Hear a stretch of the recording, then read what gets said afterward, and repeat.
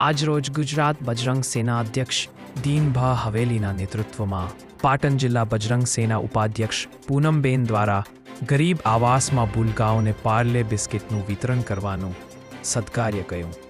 પાટણ જિલ્લા બજરંગ સેના ઉપાધ્યક્ષ પૂનમબેન તથા તેમની મહિલા વિંગ દ્વારા આગામી સમયમાં પણ આવા પુણ્ય કાર્યો કરવામાં આવે છે.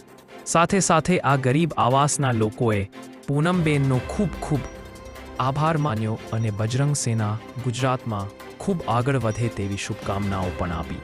ગુજરાત બજરંગ સેના પ્રમુખ શ્રી દીનભા હવેલી તથા રાજભાઈ સથવારા તથા સમગ્ર મહેસાણાના ભાઈઓ બહેનોએ પાટણ જિલ્લાનું ઉપાધ્યક્ષ પૂનમબેન તથા તેમની ટીમને આવા સનાતન કાર્યથી પ્રભાવિત થઈ ખૂબ અભિનંદન પાઠવ્યા હતા.